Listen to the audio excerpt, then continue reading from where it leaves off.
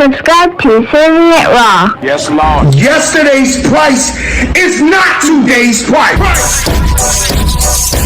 Everybody wanna be a boss, but don't nobody ever wanna take a loss. But if you a hustler, you can get it back. 10 toes down, let the paper stack. That's why I keep the pussy, concentrate on my down. Right now it's our heartstrings. Never let a hater get close to a chain. Calculators and money counters, all I need. Hey man, CIRV'N Raw, goddammit. All right, you done tapped into Serving It Raw podcast. I am your host, Kokane, the Gutter Man, aka the Pyrex Iron Chef, and I got a special guest in here today for this episode. He is a philanthropy journalist and freelance culture writer in LA. He writes currently for OK Player, and I've checked out a few of his stories. But I want to welcome to the show, Ade. How you doing? I'm doing good. Thanks for having me. Already. Now, how do you pronounce your last name? Oh man, that's another one. Adeniji. And people always like it's Ade, then it's Adeniji. Both A-D. Okay. Yeah, I didn't want to fuck that up. So It's all good. I appreciate that.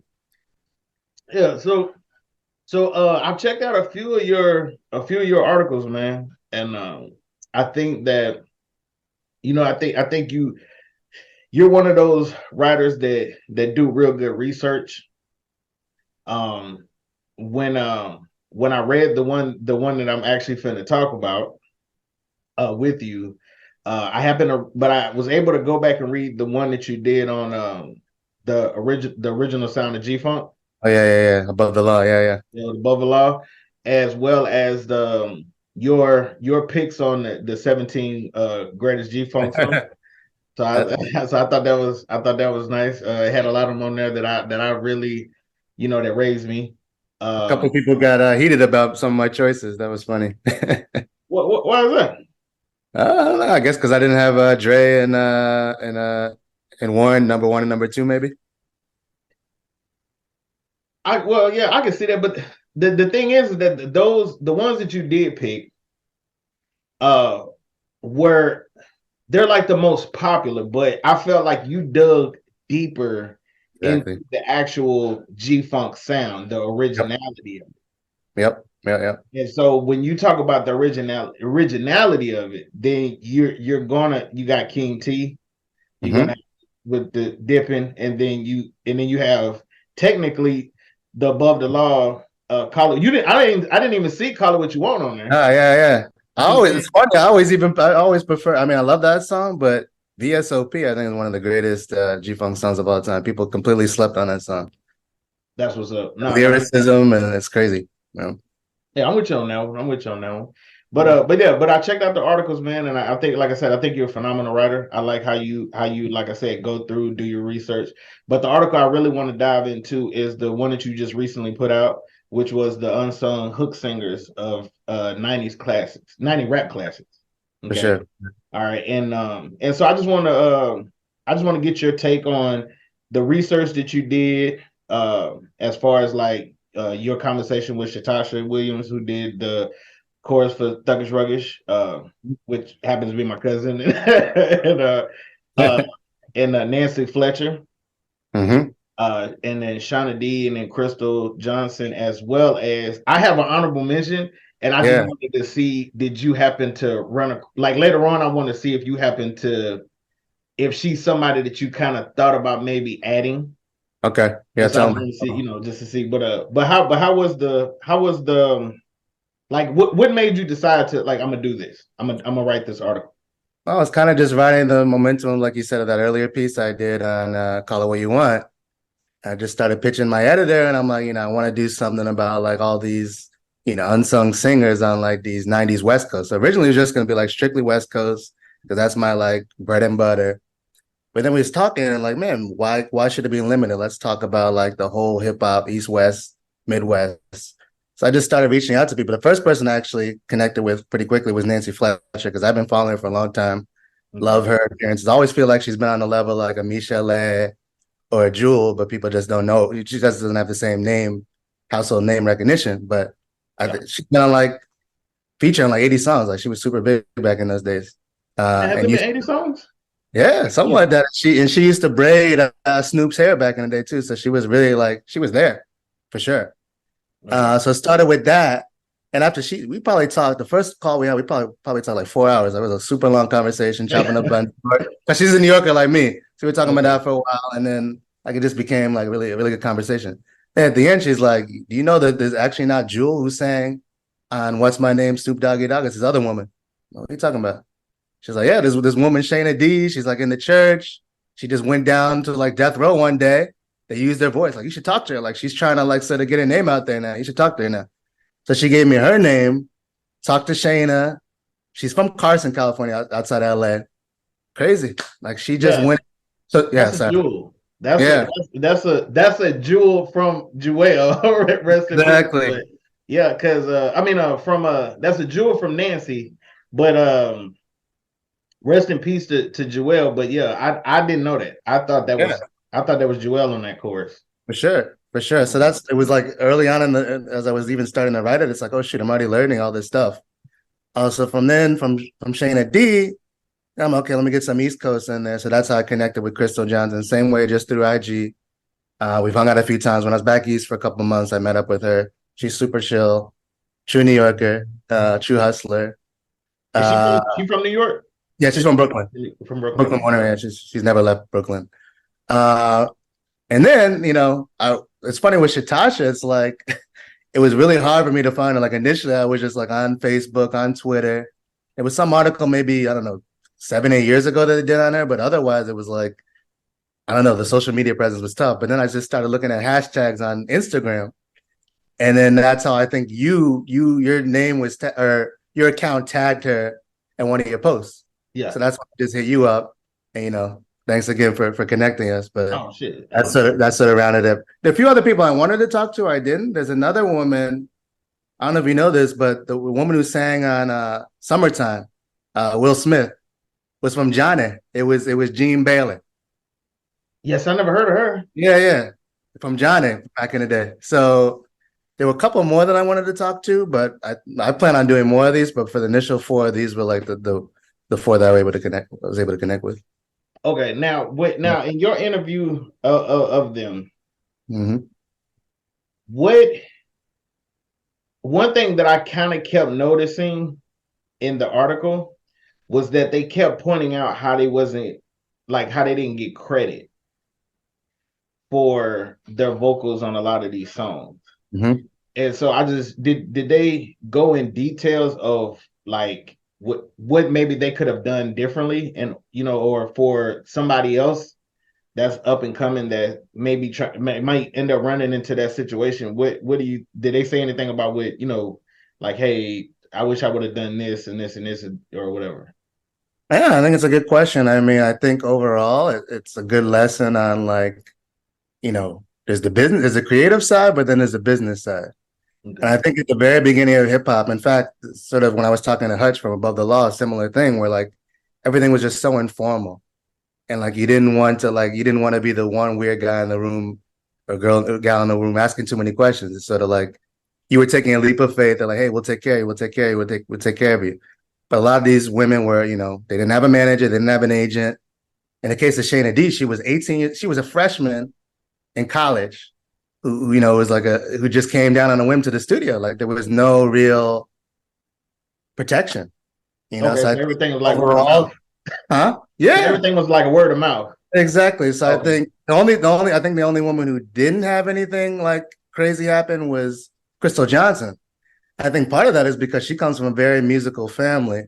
Her uncle was a soul singer. Actually, they sampled this song for Jada's "We Gonna Make It," and then her cousins were from the Gap Band. Sorry, the cousin's father was from the Gap Band. Yeah, Ronnie Wilson. So there was. So for her, I think she sort of grew up in that environment. She knew what questions to ask. She was protected. So I think that's part of the reason why she kind of fared better than some of the other ones. Oh, okay. Nancy did Lottie Dottie. Okay. She did Keep Your Heads Ringing. She did Round and Round, the chorus on the Twins. Yeah, with the Twins. I know she did I Shot the Sheriff for I Shot the Sheriff. For Orangey. Yeah, she did some stuff, some background on like 21 Jump Street. She was all over that Murder Was the Case soundtrack and Above the Rim. She did some work with Blackjack up in the Bay. Living for the Day was the name of the track. I actually love that track. No one really knows that track, but it's a great beat. And then she did a bunch of uncredited stuff with Snoop. I didn't really get into this in the article, but she had like a lot to say about those days because she went down to the California Love music video. And Pac brought Madonna.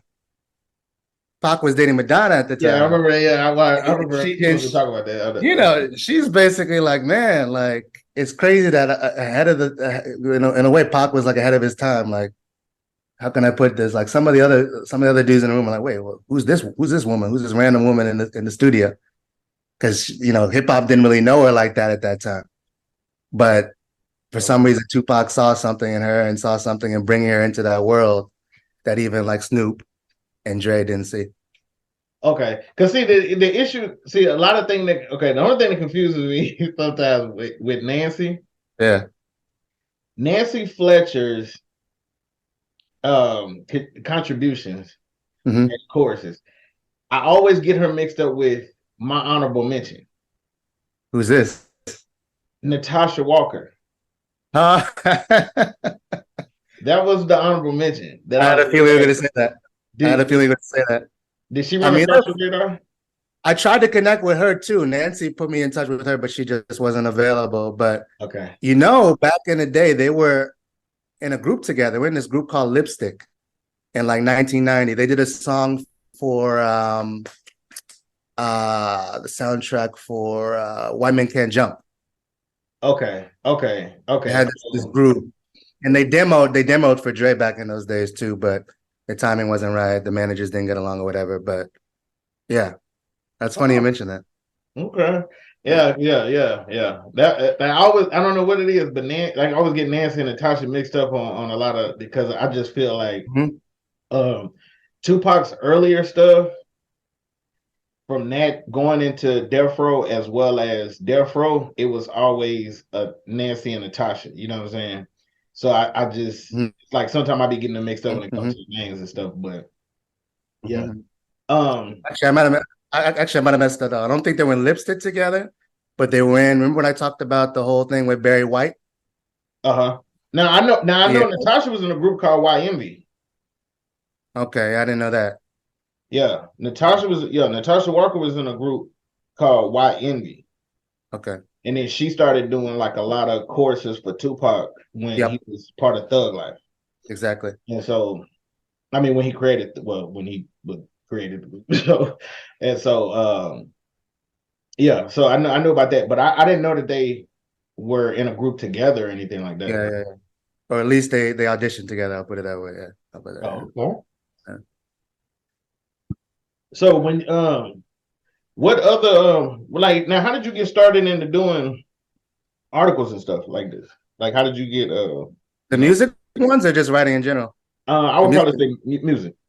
The music ones actually just started like the beginning of the year. Funny enough, like at the start of the pandemic, I was always doing sort of this philanthropy writing, and at the start of the pandemic, I'm like, oh shoot, like I want to do some stories about music. I want to do, because I have like all these like random interests, and so I'm like, okay, why not? And especially because I feel like you said before, like all those details about G-Funk, like I'm obsessed with that stuff. So just really wanted to kind of do more of the writing I wanted to do, and just started pitching some stuff around.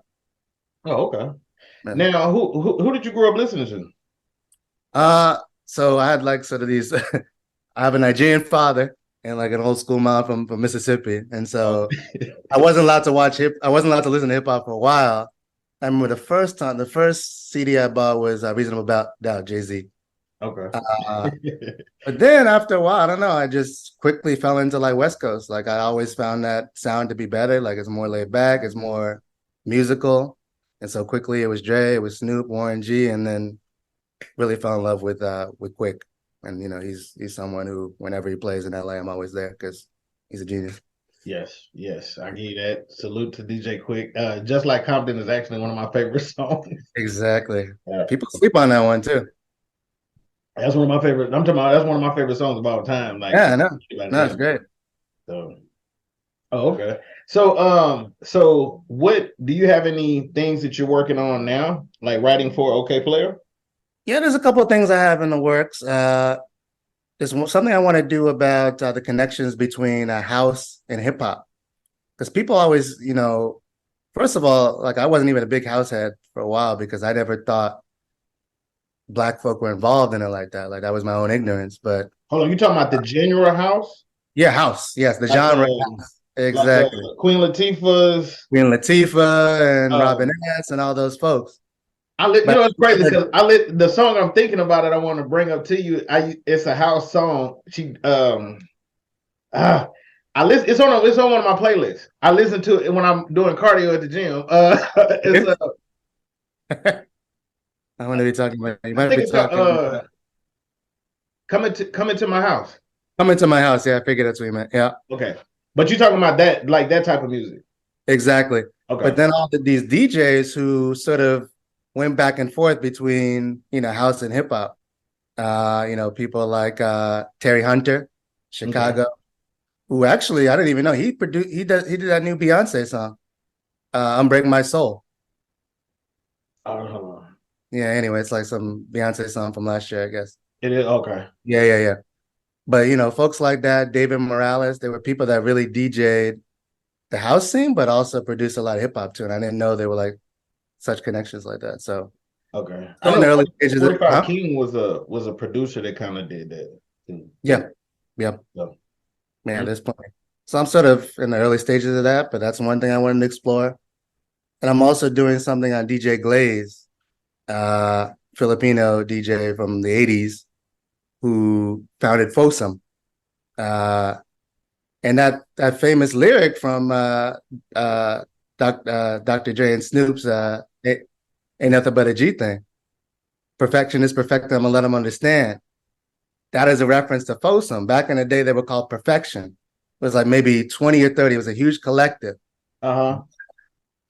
Domino was part of the group. Domino back in the day was bigger than Snoop. He was the first big Long Beach rapper before Snoop. Yeah. Right. Everybody know Domino. And so Domino left, and Snoop came on to collaborate with Fosum. And so it was a diss track. Let them understand perfection. Right. And then that diss continues in Snoop and Dre's, perfection is perfect. I'm gonna let them understand. So that's all because of DJ Glaze, really. So I've been talking to him, and I want to do a story about, his contributions to G-Funk and West Coast rap. Okay, so you digging deep into Yeah. Man, okay. Hey man, like I said, like man, I gotta salute you, bro. Like I said, man, like when I read like I said, when I read the article that you just did, you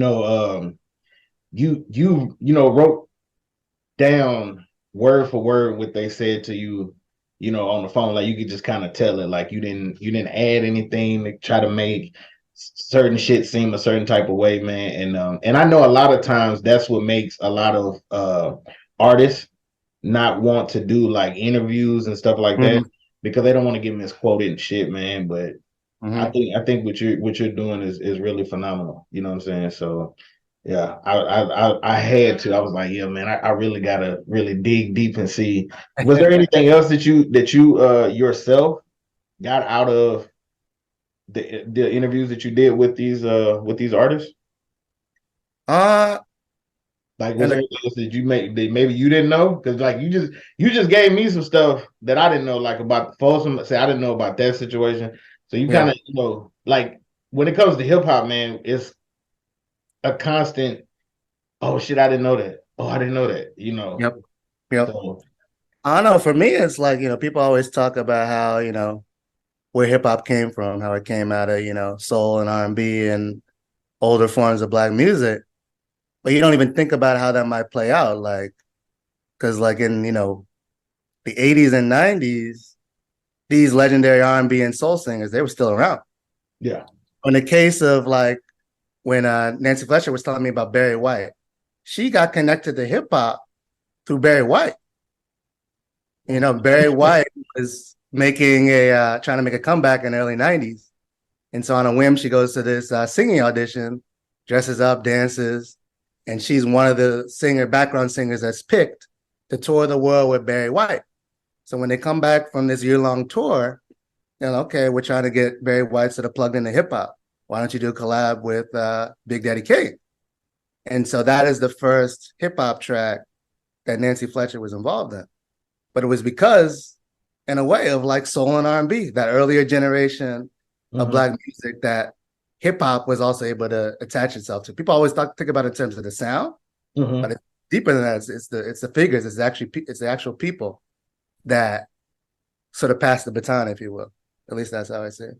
Okay. Now, well, what do you think the issue is right now when it comes to hip hop? Because I get asked this question a lot about where somebody asked me where did it shift, and so one thing that I saw that I really connected was I was watching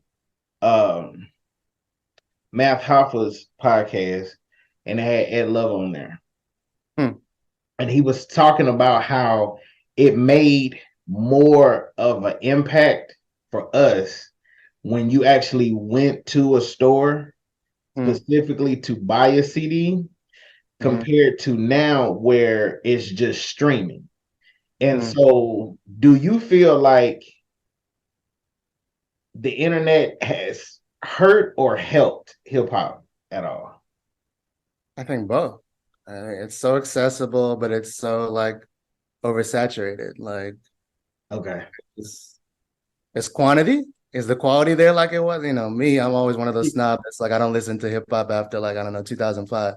But even if you're not one of those people, you have to admit there's just so much out there, and it's the same with anything else. Like movies too. You might say there's some great movies. You might say there's a whole bunch of terrible movies, just because there's just so much out there. Like, okay. I think it's good in the sense that up and coming artists could just put something on Bandcamp or put something on SoundCloud. They're good to go.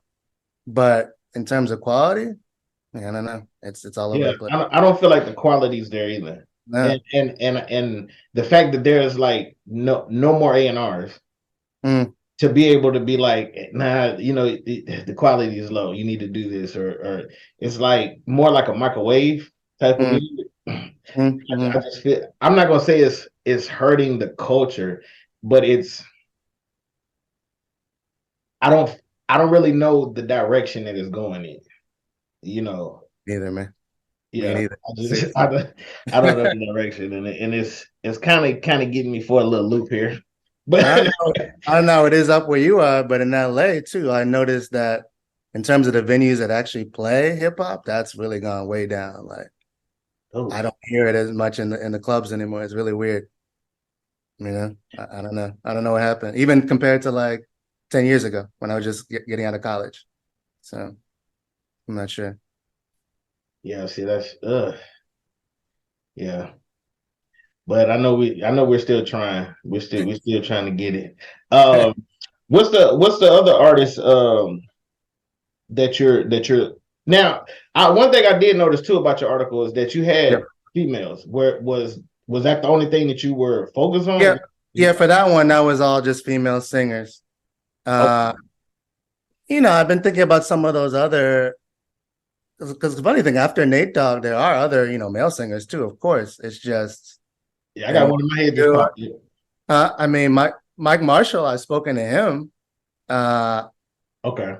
I got 5 on it, but when I tried to pitch that around, the timing didn't seem right. But people like that. Funny enough. What about Kokane? Yeah, Kokane. Yeah, exactly. Okay. I know you just did. I saw that. Yeah. I haven't interviewed him yet. Oh, you haven't? Okay. No. But it's in the process. He's actually in Washington. And so I got to go up to he's up in Tacoma. So I have to go. Yeah, I have to go up to Tacoma and get the interview with him. But he's been promoting about 3 different things going on. He has the Kokane CD. Then he had the one that he just dropped, which I think was the White Album. And then he has the Sugarcane album that he just dropped with Sugar Free. So he's bouncing back and forth and doing videos and stuff like that. So, I just have to find a chance to catch up with him. But I have Latoya Williams. Yep. Which she's another prop, but you said 90s. I think 90s. Yeah, Latoya kind of. There's someone who also DM'd me on Twitter. She's like, "Oh, if you ever want to do a 2000s one, hit me up." I'm trying to remember her name, but yeah, it could be like an extended series for sure. Because early 2000s had some great hooks too, for sure. Oh, okay. But yeah, I got a few. But yeah, Kokane was one of the ones that came up on the male side. No, Kokane is great. Yeah, who else was you thinking about? He's more obscure, but this dude Ephraim Galloway up in the Bay. He sang on "Do G's Go to Heaven?" That was his big one. Richie Rich from back in the day. Yeah, hold on. Yeah. This other dude, Bo Rock. I'm sure you know Bo Rock. Is it the one that's on? Hold on. Is that's on the CD with the veteran? The veteran, yeah. Mm-hmm. Okay, got the veteran, yeah. And also Bo Rock. What do he do? I'm more with songs when it comes. he sang for like Fosum. He sang for Twins. Those were his two big ones. Yeah. Okay, I'm gonna have to pull him up. I don't think I listened to the whole Twins album. Okay. Oh man, that's one of the best G-Funk albums of all time. Yeah, I haven't listened to all the songs on there. See,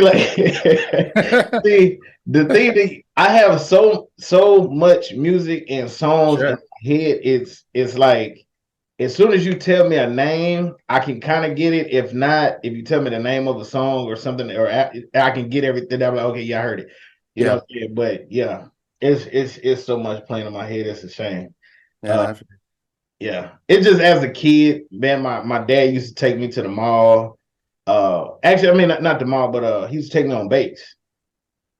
When I was in Shreveport, he would take me on base, man, and he would be like, buy a CD, and I would just grab stuff that if I couldn't find stuff that I like just automatically knew, I would grab stuff, just like, oh, I don't, it's like a tight cover, let me get this, and I grab it, and then listen to it, and then I would just try to go back and get I was, back then it's like for us, we looked all in the cover and the credits and the coming soons and all that, and so it went from that to, stuff that was associated with that label, and stuff like that. So I went from that, like, I bought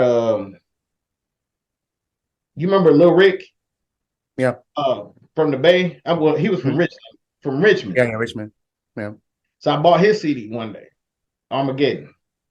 He had dropped that on AWOL. So it went from that to Sebo's album that he dropped, the final chapter, and then Marvelous. And then it was Killer Tay, and then Lunatic before it was Luna Coleon. You see what I'm saying? Like it would progress to that.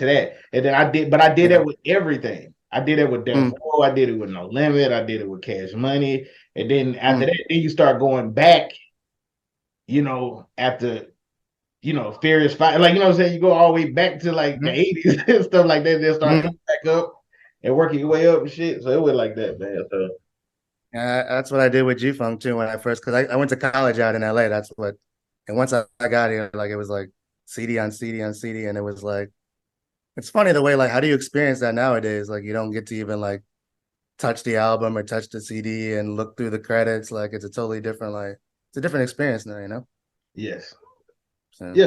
Now the 17 greatest G-Funk article that you wrote, those are your 17? Yeah. Okay. Yeah, I picked those. Got it. And actually, it's kind of cool because some of those songs, like, I'm actually really grateful because the one I picked at 17, Friday, it's this group called Hostile that was involved with Lil Half Dead, who was like super underrated from back in those days, from Long Beach. But Hostile was a duo, and they kind of were featured on Lil Half Dead. And then they had a demo album maybe it was called Friday. I don't know exactly. Let's say call it Demo. But the song Friday Night, I'm telling you, that's one of the greatest G-Funk songs of all time. Produced by Chodo Track Productions, which was actually DJ Quick's first producer. I didn't even know this. Shit. No, I did not know that one. I know that. No, it's crazy. And so that song started blowing up on Twitter on YouTube a couple of years ago because Larry June sampled it. Okay. You said it's called Friday Nights? What is it called? Yeah, I think so. I think that's what it's called. I'll get it to you. But anyway, now, like since my article, now that thing has over 1 million views on YouTube. So it's been cool to see how some of these tracks were like almost at 1 million or kind of a little bit below. But now since my article, like people are like, oh shoot, like this song's crazy. Like, man, like what a gem and things like that. So I think that's really why I write, especially about music, to raise awareness about these songs for sure. Nah, that's what's up, man. Mm-hmm. So what is the day's top 5? Of G-Funk? Well, I already know your top 5 of G-Funk. Yeah. The 5, it would be from the 17. No, I'm talking about your top 5 rappers, your top 5 favorite rappers. Yeah. That are alive. Quick. All right. Pac. Okay. Shoot, this is tough, man. I'm gonna say Mos Def. Ooh, that's a nice one. Shit. I did not see that one. I did not see it. Man. That's 3. So you got a 3. Shit. Kendrick. Well, hold on. You said Quick, Pac, Mos Def, Kendrick. That's 4, right? 4. 5. Put a gun to my head. I don't know. Shoot. E40. 40. I'm gonna say E40. Man, look. Look. Hey, speaking of 40, I'm gonna tell you the craziest shit that just happened. Hey, look, I was at my homeboy house, and he got this.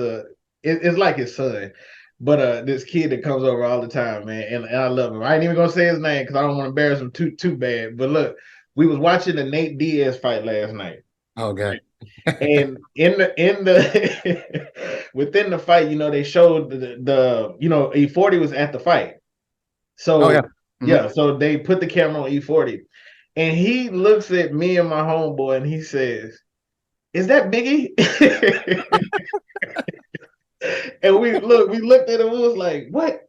And he was like, "Hey, isn't that Biggie Smalls?" And I was like, in my mind, I was like, damn, I thought I had heard it all at that point, but I was like, oh my God. And then he got up and he was like, you know what? I think I need to go outside and smoke. But yeah, man. But yeah, I was like, boy, that shit crazy. But yeah, but the reason why I brought that story up was because he's younger though. He's like 20, like 21 and 22. Mm. So it makes sense why you're going back and doing a lot of this stuff, you know what I'm saying, and interviewing people like Nanci Fletcher and Shatasha Williams and Shauna D and all them, because a lot of times they don't know about these, about these artists. Yeah. And true enough, a lot of people didn't know, like, Shatasha was on the Mary Jane song. She was on that. Yeah, see, she was on that, but she was also on Get Your Thug On. Oh, she didn't even mention that to me. I didn't know. Yes. See, at which, when I read the article, I was like, oh, she didn't tell him. Yeah. If you go to the Art of War, the Bone Art of War album, go to the song. It's Wishbone's. I think it might be somebody else in it, but I think it was like his solo song. But she sings the chorus on that song. I didn't know that. Yeah. That's cool. Yeah, so it's like I said, man, Nanci Fletcher and Crystal Johnson, man, a lot of them have contributed to hip hop, where it's like, if you take those, like, as much as people like to downplay their contribution, if you take those people off of those songs, I don't think it would hit the same way. Exactly. So exactly. But yeah, man, I want to give you your flowers, bro, for what you're doing. I hope you get a lot of success. You know what I'm saying? And just I just want you to keep pushing, man. And anytime we can, connect on anything and do another episode, you know what I'm saying? You're more than welcome, bro. Anytime, man. Brother. Wonderful conversation, bro. I'm glad we connected. I appreciate it. Shatasha was great. We actually talked. I think I was driving my way to Phoenix, but we talked for a good amount of time, and she was super cool too. So I really appreciate that as well. All righty. Well, hey, you can let people know how to reach you and how to check out your articles. Yeah, for sure. So my website is my full name, Adeniji, ADE, and again, ADENIJI.com. I'm on IG, ADB87, ADEB87. And then if you just search OK Player and my name comes up. I got plenty more in the works with them. Been pitching some stuff to some other publications. So excited to do some more of these stories about like, you know, the hip hop that I grew up in the early and late 90s. So that's what's up. That's what's up. Well, hey man, I thank you for taking the time, man, to do the interview with me. You know what I'm saying? And but yeah, man, send me any articles, man, that you do, man. Send them my way, bro. You know, I will, brother. I like appreciate your time. I enjoyed your work, man. I enjoy your work and your writing, man. It's phenomenal, bro. Thank you, man. Thanks for having me. Oh, for sure. All right, well, hey, I'm gonna let you go, man, and you have a good rest of your day. For sure. You too, brother. All right. Peace. Just make sure the coke fire. Told the jeweler cut some links and bring the gold higher. He wanna shoot it, he hot-headed, he ghost rider. Send him through your shit like Robin Givens with the old iron. Swinging, fork in the glass pot clanking. Holding the boat, they ship sinking. I make one brick, two without blinking. They was sleeping, now I got them rethinking shit.